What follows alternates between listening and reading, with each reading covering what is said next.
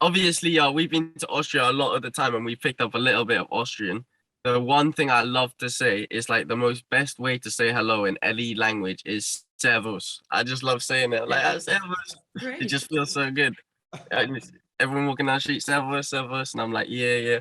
We went snowboarding also in Ishkul. Yeah. Yeah, we've been a lot of times. We have some friends also over in Austria. I've been to Vienna. I love Vienna. Vienna is one of my favorite cities. Yeah. So yeah, we've been a lot of times. Yeah. A lot of times. The recording is already started. No, I know. We can use it already. Yeah. And now in the moment we are in Vienna. Oh, sick. Oh, nice. Amazing. Yeah, we are in Vienna in the 11th district at a school, and the school I'm working at, this is called the G11, G11, and it's a very big high school. We have more than 1,000 students, and we are a UNESCO school, you know, and that is very, very special that we can do this interview with you here at the school. A very warm welcome to you. Thank you for having us. For being with us in Vienna. So many young people are big fans of you. Victor will tell us a little bit more about the project, which is going to start next Thursday. In 2019, the UNESCO member states, they declared the first Thursday of November to the International Day Against Violence and Bullying at Schools. And 1 year later, we started to invite pupils and teachers and everyone involved in schools to give their personal statement against violence and bullying in schools. What brings us together today is your song, Hopeful. This great song about bullying. And some students have questions about this topic because unfortunately it's still on and we really have to fight against that. 100%. Those questions come from students from a high school, also a Viennese high school, which is in the 19th district. It's the BRG 19 Krottenbachstraße.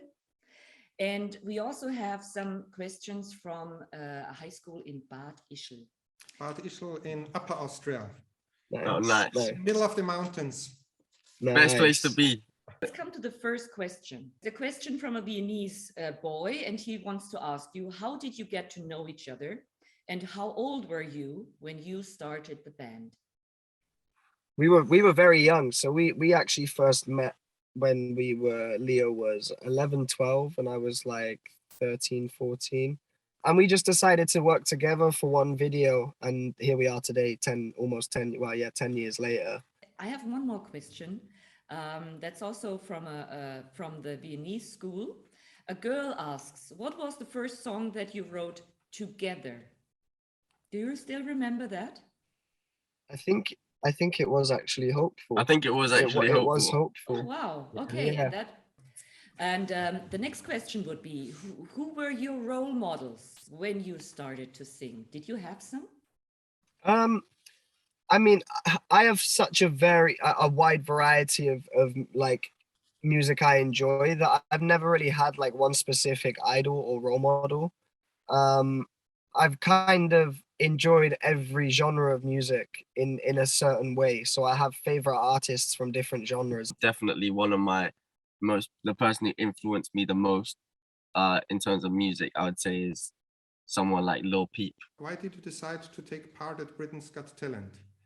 We grew up watching that TV show like every year, like religion, you know, like it was so like it's like our nation's TV show is Britain's Got Talent, you know, like I was born, bred and raised to on a Friday, Saturday night, sit down in front of the TV and watch Britain's Got Talent all the way through.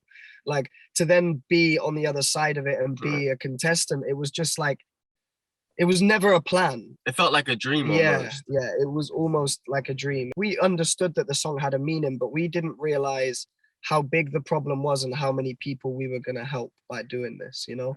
So it turned it from just two innocent boys having a dream and a message to, you know, becoming an international sensation, which then included, you know, having a huge impact on such a a horrifying and bad subject nowadays, which is bullying.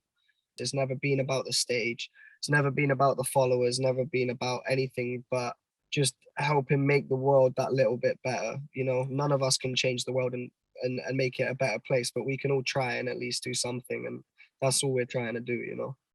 And I think that, and the main, the main reason why I feel, hopeful is kind of like, I don't even almost feel like it's my song or like me and Charlie's song. I feel like it's The people. it's the people's song. When I sing that song on stage, I have to open my mouth and the song will still be sang. I'm not like the singer of the song. When that song comes on, it feels like unity, harmony. It feels like everyone's coming together, and I'm so grateful that we were blessed to come together and create that together. I'm so happy that it's helped people the way it has, because as that song came from a dark place in my life, and it's a place I never want to revisit. And if I knew someone else is going through that, and that song is my my way of being able to kind of help and let them know they're not on their own. And especially in today's world, I feel like it's probably even worse. So yeah, I want to keep on helping and keep doing what we can. Thank you that you did this adventure. Yeah, no, exactly. I have one more question for you. No problem. When did you start your YouTube channel? We saw that you are, that you have many followers. You were very successful with your YouTube channel. And of course, that's a question which many youngsters ask themselves. It's I think we started the YouTube channel the song after Hopeful, so it would have been around 2014 2015, and I think we just came around at the right time. We came around when YouTube was really like the biggest thing, alongside Instagram and stuff, and we decided that we wasn't just going to be musicians. We also wanted to display our personalities. We wanted people to know us and our life and what we're like and our characters. So like we started doing vlogging and challenges and covers and stuff like this. And the people loved it, and we just consistently over years and years, I think, it's taken us a decade to get there. It's taken a decade of hard work, dedication, experimentation, focus, and just believing in yourself. We've never not stopped believing in ourselves. I think as soon as you stop to doubt yourself, you can achieve anything. So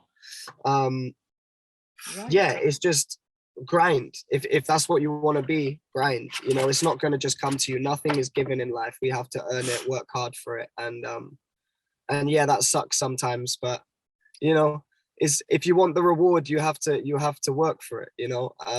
It's not all sunshine and rainbows. I dreamed of having this many followers and doing this, but I'm here now and I still don't feel like I've done enough. I feel like there's so much more to do, more people to help, more people to inspire, more people to reach. The journey never finishes. So just set your goal and keep working on it, and whatever level you get to, be satisfied, because as long as you're on that journey, then everything's good.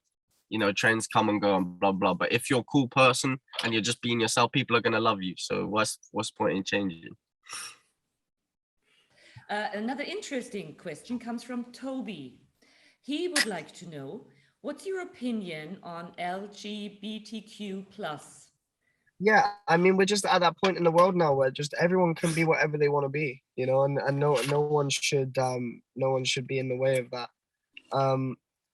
I don't think anyone really has a problem with, I mean, of course there is people that out there that have a problem with it, but it's only insecurities in themselves, like no one actually has a problem with anything anymore. It's 2022. Social media shows us so much different ways of living and life and personalities and all this, that it's kind of hard to know what is normal. I feel like a community like that just allows you to be normal and free in whoever you are and whatever you are. Yeah, no, I agree with Charlie, and I would definitely say as well, to anyone who's homophobic out there, or anyone who degrades gay people, or anyone, I would just honestly say, look at your wife, look at your girlfriend, imagine they were the same gender as you and you had exactly the same feelings, and imagine someone was making you feel like rubbish because of the feelings that you had for this person that you have no control over. I don't honestly feel like, you know, that in human nature, whatever our no matter what anyone says, if you love someone, you can't control that emotion. You love them. Like that's just the case. It's like when I met Charlie, I knew we were gonna be friends for a long time. It's just so if anyone ever, you know, I've been called gay.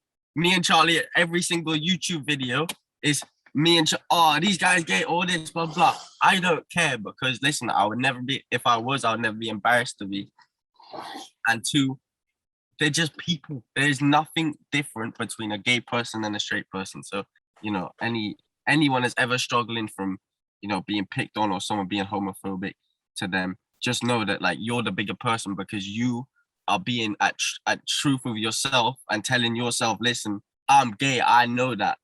These people that are trying to degrade you are trying to make you feel bad for accepting and trying to understand it's yourself. and it's majority of the time it's insecurities in themselves. Exactly. You know, I mean, you've got to be not such a great person if you've got to pick on someone for the way they love, right?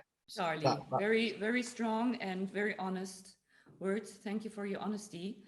I think we come to one of our last questions. Yeah, one of our last questions. And I think I heard from you, you imagine you will be, you will stay friends. And Maria Teresa wants to know what makes it special to be successful together. You know, it's more than just work and business and friendship. It's a lot deeper than that. You know, we've lived side by side and helped each other through every decision and every problem we've had in our lives in the past 10 years.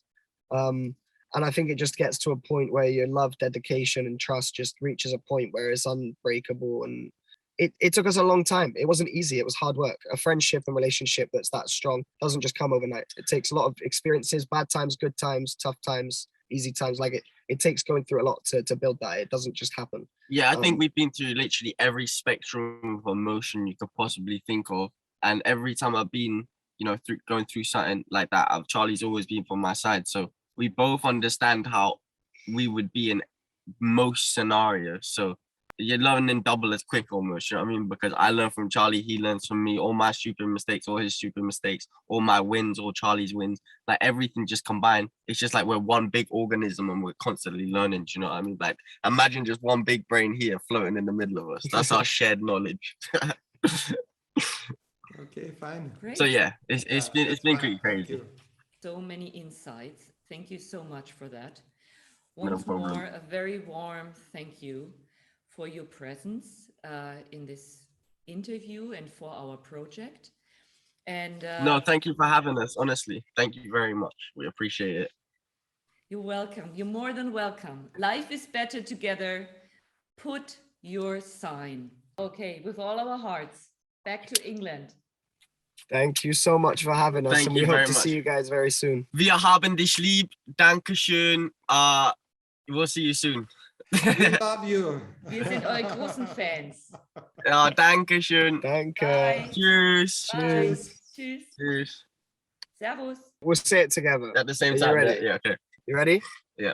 Ready? Yeah. Sure? Yeah. All right. 3, 2, 1. Life is better together. Put your sign.